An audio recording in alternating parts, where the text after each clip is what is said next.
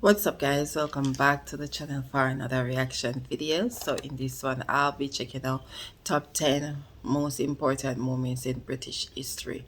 Alright guys, yes, can't wait to check this one out, so let's go.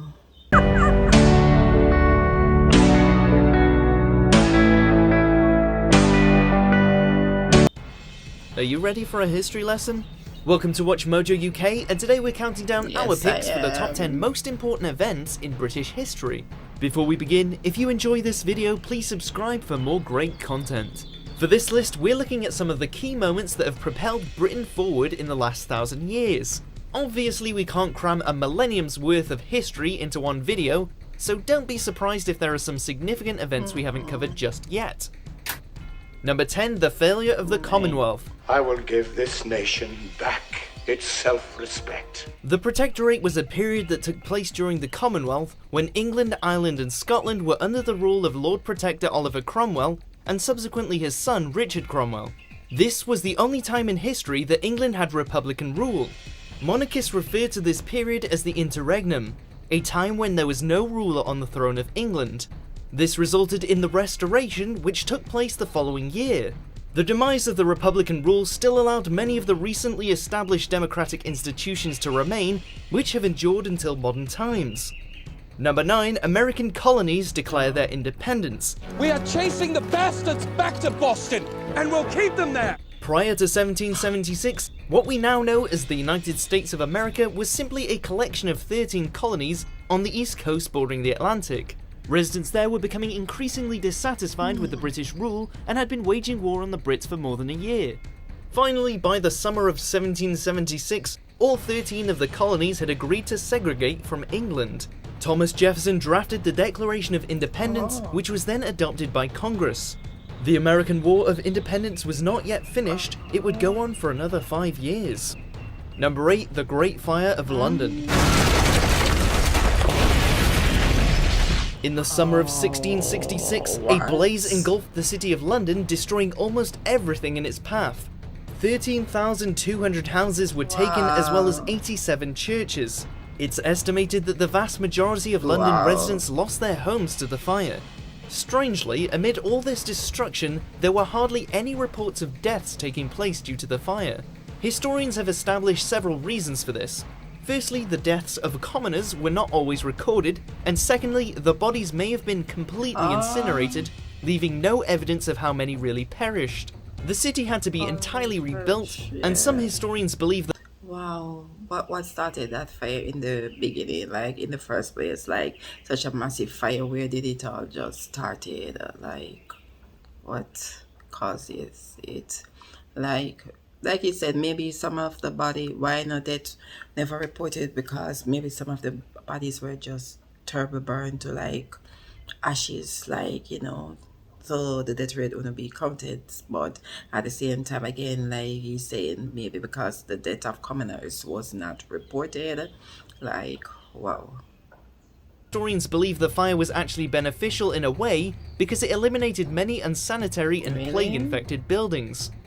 Number 7, the Peasants Revolt. Is this some sort of peasant joke that I'm too rich to understand? In the 14th century, British commoners had a lot to be upset about.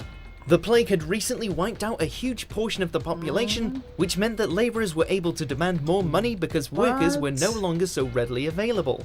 The government, however, set the Ordinance of Labourers, which cemented wages at the low amounts they were before the Black Death.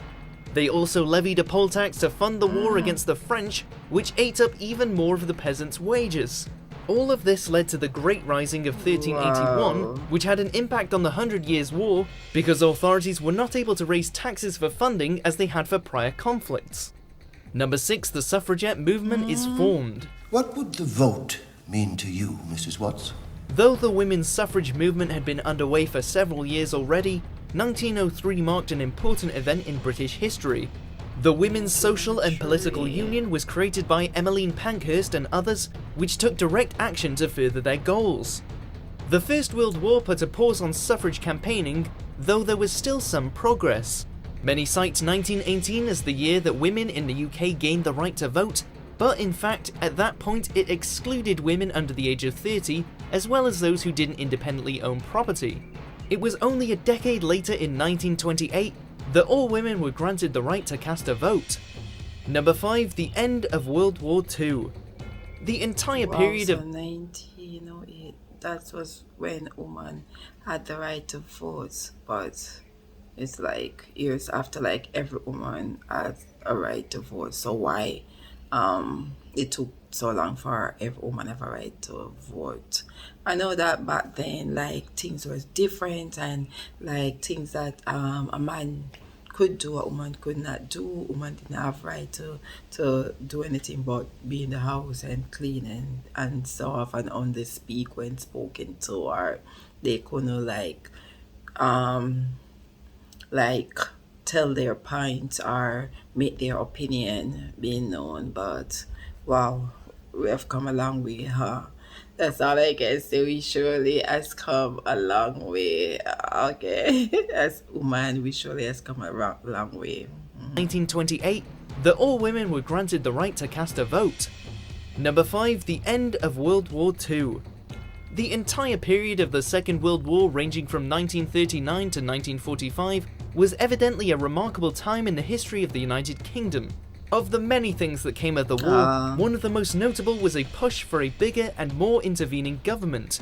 The welfare of people during wartime had become a government problem that was dealt with to the satisfaction of the population. A spirit of community-mindedness was also fostered by the difficult times of war, and the British people came out of the conflict with strengthened class relationships, which would lead to more left-leaning social policies moving forward. Number 4. Henry VIII severs ties with the church. For the church this won't end well. I'm sending in my man Cromwell.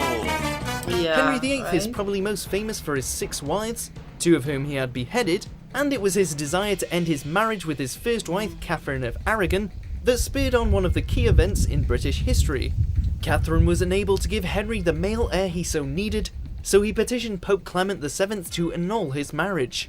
When he was refused, he took the radical step of severing ties with Rome and started the English Reformation.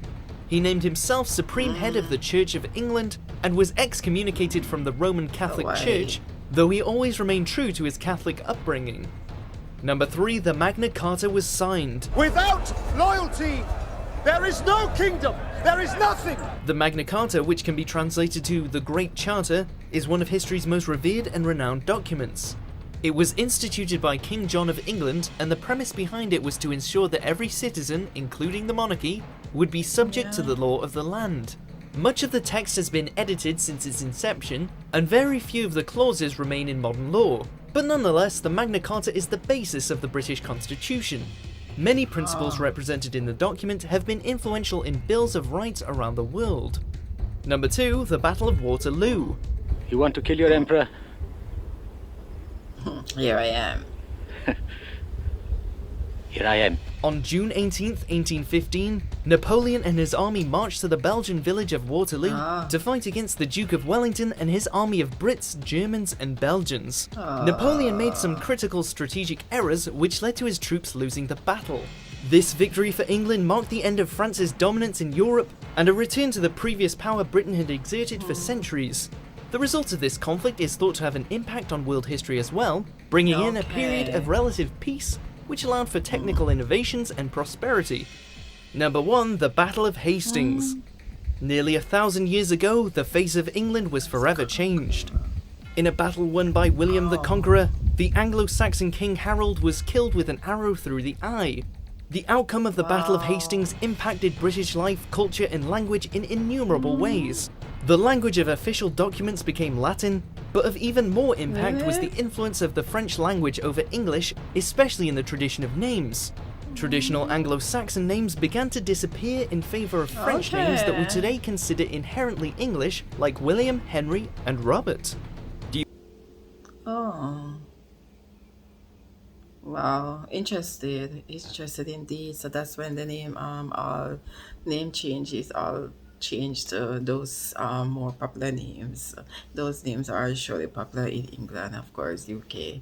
Okay, guys, this is surely interesting. Like I said, it's always good to just know, to learn, Some may learn early, some may learn late, but you're just interested to know other stuff coming from another country. It's very interested learning another country history. Okay, guys, yes, I know some of you probably put in the, oh, you're so dumb, blah blah blah with history, yeah, but certain history was taught in school in Jamaica. Okay, you learn the basic, of course, of different origin and different nation and stuff like that, but a full-blown other history stuff that's doesn't have anything to do with our country. Of course, we're not going to know it like that. Okay, guys, so it's always interested to learn other country history. Okay, yes, because like I said, there's always a tied in with all the nations and all the countries. There's always a tied in some kind of common interest and somewhere where they meet and add some ties or some back and forth. Yes, so it's always good to know. Okay, guys, very interested. I enjoy watching this history, learning from them. Okay, so I hope you enjoyed the video as much as I did. Know that a lot of you, it won't be strange or it won't be new to you, but to me it is, and it's very interesting. All right, so remember to live, love, and to learn. Okay, guys, yes, so I'll catch you in another reaction video. Sure to press up the like button and to share me out.